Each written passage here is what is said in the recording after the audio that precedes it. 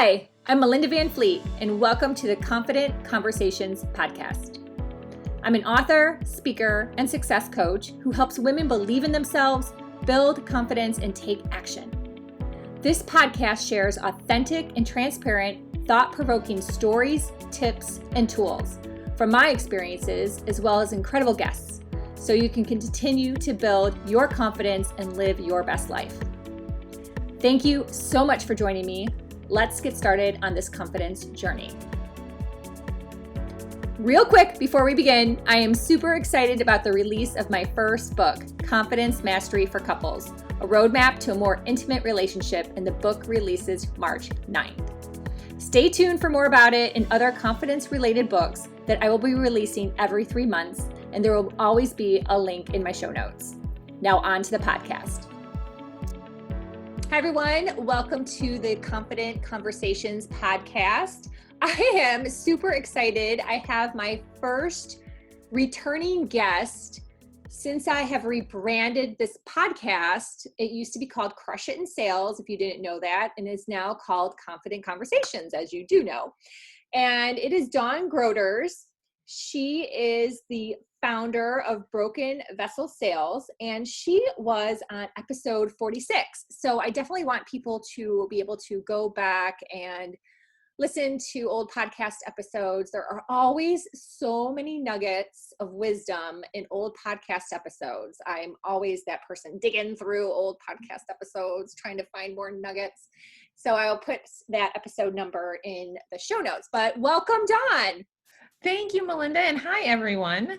Yes, and thank you for coming back. Yes, I'm so glad you asked me to come back. You were like the first person on my list. I'm like, Dawn has to come back right away, because what you do with your business, with your sales business, and how you help customers directly correlates to having confidence. Yes, it does. It does. And like the goal of this business is to help other people. And so if I know that I can help other people, that's where the confidence comes from. Mm-hmm. Yeah. And you started your business. Has it been a year? Yeah, about a year ago, getting close to that. So yeah, so it's been a crazy year. I bet. But tell me a little bit about that confidence journey when you decided to finally start your business, because I know you were thinking about it for a long time. Like, How did you finally go, okay, let's get this show on the road? Yeah. So I think that where the confidence came from is I just felt like I had a calling to do this. There was so many things going on in the world. COVID had just hit and all of the things going on in the world. And I knew that I had, and I've known this for a long time, that I've had a calling, but I didn't know exactly what that looked like. And I didn't know how to actually, how to follow that. And so when the opportunity came for me to start this business, I knew that my goal was to help people. And so I was just going to step out in faith and say, okay, what does this look like?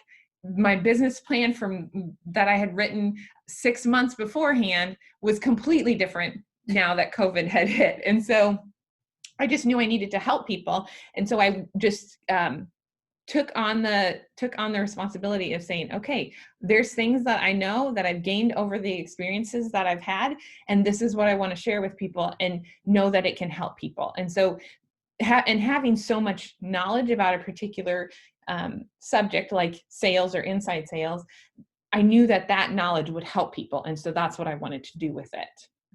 What would you say was either the scariest or one of the most uncomfortable parts with when you were getting started that you really had to dig deep and try to push through?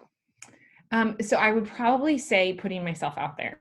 I am particularly a pretty private person. So putting myself out there on social media or saying that I was doing something like start a business was putting myself out there to fail. And I don't like to fail. I'm very competitive. I don't like to fail, but I knew that I had to put myself out there. I had to tell people what I was doing. I had to share the knowledge, and all of that was very scary for me. But if I didn't share it, then nobody was going to know about it. I can't keep it all to myself. And so that part of being put out there and just sharing with people, that's what was probably the biggest, scariest thing for me. But I knew that I had to help people. And so I had to get over those fears and walk through the fear and just go and put myself out there. Yeah, and your videos are awesome. Do you do one, is it daily? I believe. I do one once a week. Once a week. Okay. Yep. Great. Thank you. I think because I follow you on Instagram and LinkedIn and days go by really fast. Yes. I just like, oh, there's Dawn in my feed. Awesome. Yes. Once a week is when I do a video. And those videos are just to help people learn more about sales or learn about ways to help their customers, help them to build relationships with their customers, just any kind of knowledge that they can have to just help their business at that time. That's what those videos are intended to do. Mm-hmm. Now, to help anyone out there that is struggling to get themselves on video and start putting themselves out there, would you say now that after all these months, you're feeling more comfortable, you've kind of pushed through it? Like, how would you say your vibe is? Yes. So I am definitely more comfortable. And that's what I had heard from other, other entrepreneurs and stuff. Once you start doing it, it's going to get easier. And so that's what I did is I had to keep doing it. My first ones were not great, but I put them out there anyway. And that was one thing that I had to get over to is not being perfect, but getting the information out there. And it didn't have to be perfect. I don't have to be perfect. The way I present it doesn't have to be perfect, but just get the information out there. And so that's what I would probably say to those people that are like, I don't want to do this. I don't want to get out there. Just start somewhere. You just have to start and it will get better. Mm-hmm. Yeah, no, you're so right. I was working with a client of mine. This was probably in the fall, and she was afraid of doing Facebook Lives or even Facebook videos in general. That was her big thing that we were working through. And I just ended up asking her, I said, who do you watch on video? And she named a few names. And one of the names was this woman who is a very, very popular speaker. She's a motivational speaker. I know who she is. I have her book. I have her courses. And so I said to her, I said, what do you think of her hair and her outfits? Because her outfits are a little over the top and her hair can also be a little over the top. And she said, oh yeah, it's kind of, out there, da, da, da, da. I said, and how do you feel about her? And she's like, I love her. I said, well, who cares then what she really looks like, her hair and her clothes? Yes. If the message is the message and you love her message and her energy. And she goes, oh my God, you're so right. Because her big thing was she was getting caught up in her head on having to look perfect on video. Oh yeah. Like her own hair or makeup or outfit. And that's where the conversation stemmed to. And it was perfect who she chose because it was someone I also knew. And you don't worry about that. Just get it out there and keep going. Plus everyone has different opinions anyways. So who cares? Yes. And I've learned that you can't please everyone. And so just my goal is to help someone that needs it. So not everybody is going to find the information that I have valuable, but somebody is. And so that is my goal, is to help the person that needs it, not everybody. Yeah. Now, one of the things we talked about a lot, which is really important in sales, but it's also important in life, in everything we do, and that is being persistent. Yes. And you gave some great advice in regards to sales on episode 46, but a lot of people get nervous to be persistent on their goals, whatever their goals may be, and they don't have confidence around that. So they may try once and they give up. Yes. So what would be some tips or advice that you have for someone to just keep going, like to find it, keep going? Yeah. I think the part about persistence that I have found is that some people don't know they need your help, but not the first time, but they need your help later on. And so it's constantly being able to share that knowledge with people, and maybe they don't need it right now, but later on. And so if I continue to persist, and I say pleasantly persist because I don't try to be pushy, but I try to be pleasantly persistent in the fact that I'm kind to them and friendly with them. I never become bossy or anything like that, but persist through any of the challenges that come up. I ask questions to kind of help overcome any persistence. So even if it's personal and I'm struggling with something and I know I need to keep doing something, maybe it's a workout and it's a tough workout and I know that I need to keep going through it.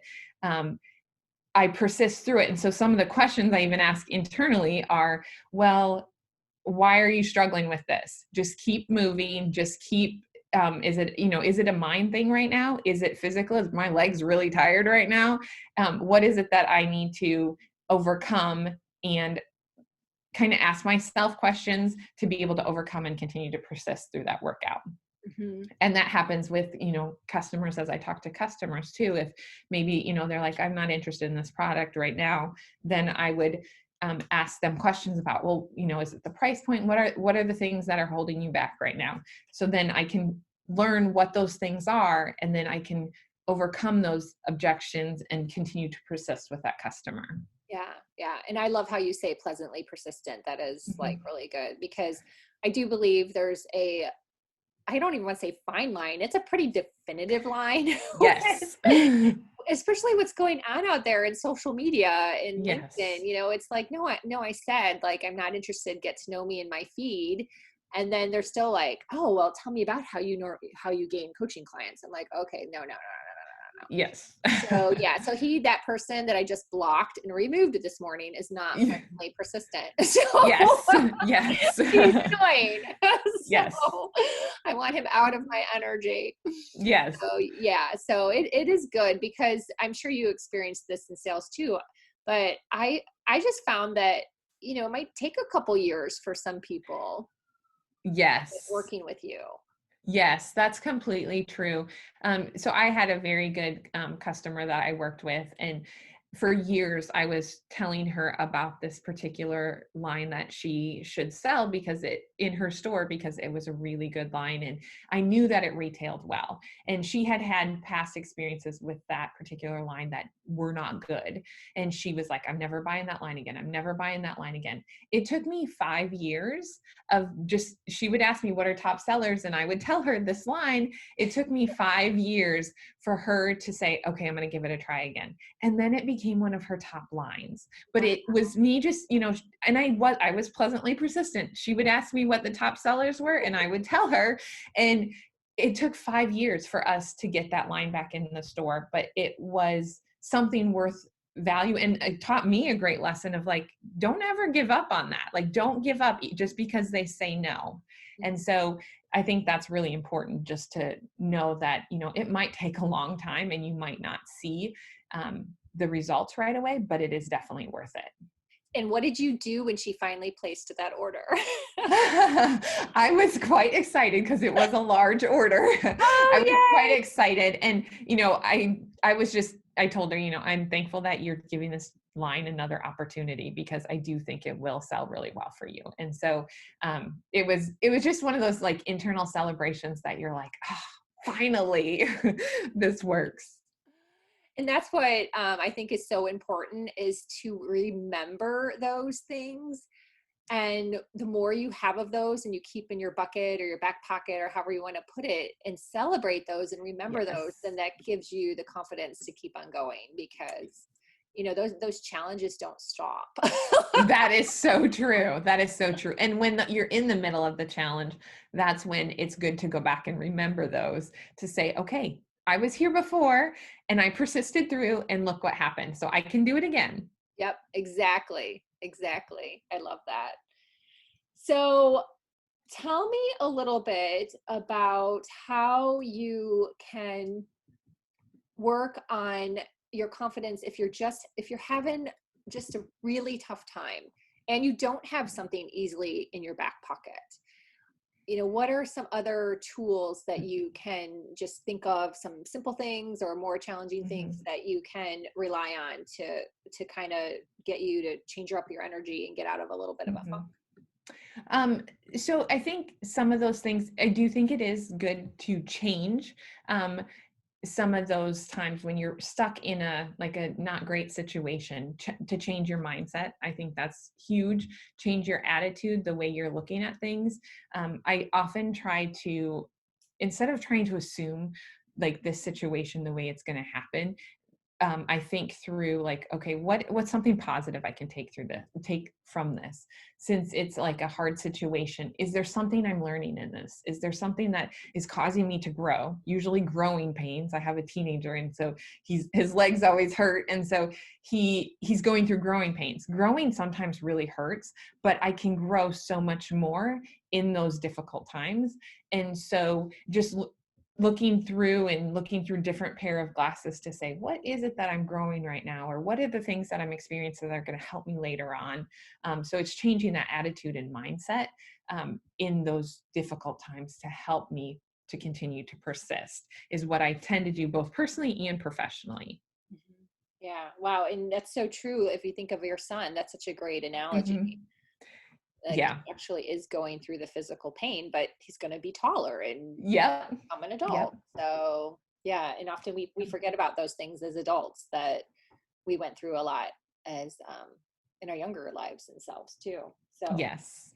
that's really cool. So Mhm. hey, I'm segueing perfectly into Yeah. my, my final question, which is a fun question, talking Mhm. about younger selves. What's Yes. a piece of advice you would tell your younger self? Um, I think that piece of advice I would tell my younger self was that all of the pain and experiences, especially the painful experiences, do result in something good. So there is a lot of times where you're stuck in the mud and you're stuck in those hard situations, and that things will get better. And so I would tell myself, just keep going, keep pushing, keep working hard and doing what you need to do, because all of this pain and experience is helping you to get to where you're at now. And I really feel like that over the last like 15 years of my career has all led to this business, and everything that I've learned in those last 15 years has helped me in this business now. And so I have so much more of a perspective of how I can help specific businesses because of that. And so just knowing that those kind of experiences, hard or good experiences, are going to help you prepare you for something in the future. And so that's what I would probably tell my younger self. And probably also I would tell my younger self to enjoy where you're at right now. Um, I think as a mom too, there's so many times you're like, I want my child to walk. I want my child to walk. And now I have a 13-year-old, and then he's going to be 18, and you just like not that long. And so you push through life. Like, I can't wait for I'm waiting for the next thing. I'm waiting for the next thing, but to enjoy more of where I'm at right now. God, that's so true.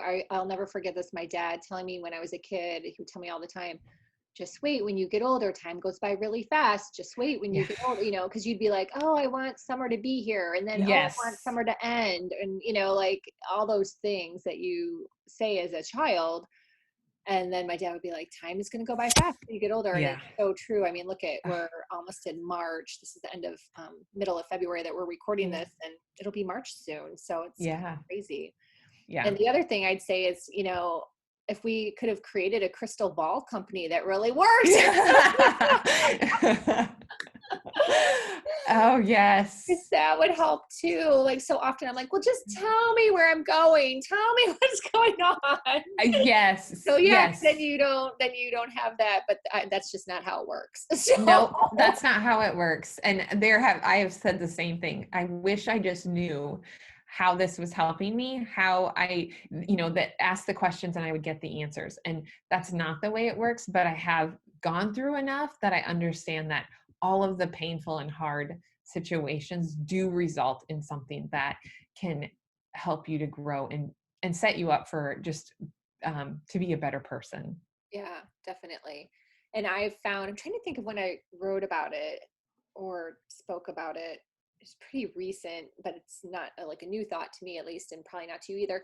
You often learn by all the crap that happens to you Yes. more Yes. than the good stuff. It's just That this is, weird thing, right? yes, it is so true. It's the hard that you learn in and really grow versus all the happy. Like the happy's great too, and that keeps you striving and persisting because you know that those things are going to happen. But it is that hard stuff that you really it's where the rubber meets the road and you really Yeah. figure out who you are and, you know, the gifts and talents that you've gotten. And that's where you learn it. Yep. Yep. No, that's so true. I think that when you start to realize that, I probably started to really realize that maybe in my 30s. I was like, Mm, okay, I'm actually learning and growing by all this crap that's happening to me versus just going through la la land like I more than likely did in my early 20s, yes. partying and this and that. And I was like, okay, now I'm like really developing and really coming into myself. So Yeah. yeah, it's an interesting process that we all go through. It's not just me. Yes. It's just, I think, how life is, right? Yes, definitely. Yeah. Definitely. Well, thank you so much. This time goes by so fast. It So does. Oh as my I said it, goodness. I'm like, oh my God. So how can everyone get hold of you? How can they connect with you? Share whatever you wish to Yeah. share. Okay. So yes, you can find me on Instagram and it's at Dawn_Grooters. And then and my last name is spelled Grooters. And then I have a Facebook business page, which is Dawn Grooters dash Broken Vessel. And then my website is brokenvesselsales.com. So you can find me all those ways, and you can follow me on social media or contact me through the website. And I'm happy to answer questions for you, help you in any way that I can, and help your business to grow. That's awesome. Thank you so much. Always a pleasure. I Yes. have fun talking to you, and we could talk forever, but we Yes. got things to do. Yes, we got businesses to run. I love it. Thank you so much. Thank you so much, Melinda.